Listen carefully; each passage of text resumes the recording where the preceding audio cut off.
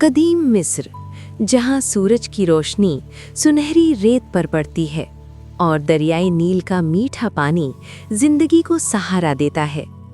इसी सरजमीन पर रहती थी एक लड़की, नर्म दिल, मेहनती और खूबसूरत। लोग उसे सिंड्रेला कहते थे। उसके वालिद के इंतकाल के बाद उसकी सौतेली माँ और 2 सौतेली बहनें ही उसका सहारा बनी। लेकिन सहारा कम, बोझ ज्यादा। वो उसे नौकरानी की तरह रखती थीं। सारा दिन बर्तन धोना, झाड़ू देना और दरियाई नील से पानी भर कर लाना, ये सब काम सिर्फ सिंड्रेला के ही जिम्मे होते। और खाने को सिर्फ बासी रोटी। मगर सिंड्रेला कभी शिकायत ना करती। वो मुस्कुराती, रब का शुक्र अदा करती और कहती, सच्चाई और सब्र कभी रायगा नहीं जाते। एक दिन पूरे शहर में खुशखबरी फैल गई।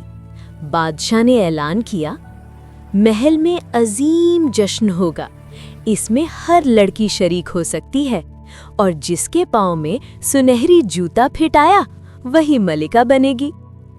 सौतेली बहनें खुशी से नाचने लगी और सिंड्रेला खामोश खड़ी मुस्कुराने लगी। इसकी ख्वाहिश तो थी, लेकिन इजाजत न मिली। सौतेली माँ ने सख्त लहजे में कहा, तुम महल जाओगी? कभी नहीं। वो सब चली गई और सिंड्रेला अकेली रह गई।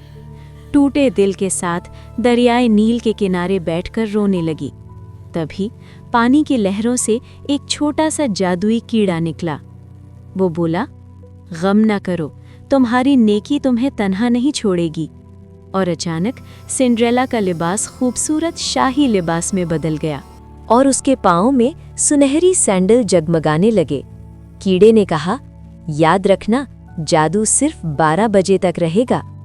सिंड्रेला ने शुक्र अदा किया और महल की तरफ रवाना हो गई। महल रोशनियों से जगमगा रहा था।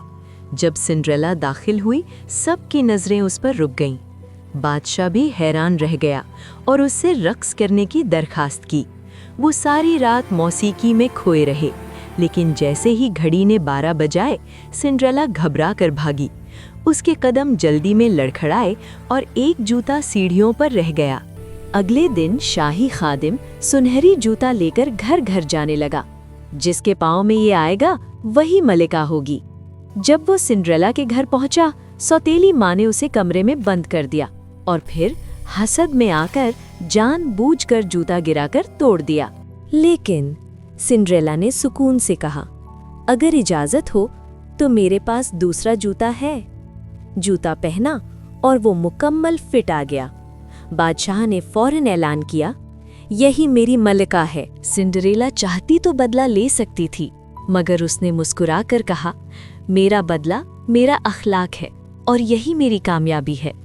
सौतेली माँ और बहनें शर्मिंदगी से नजरें झुका गईं और यूं सच्चाई और सब्र की रोशनी हर तरफ फैल गई।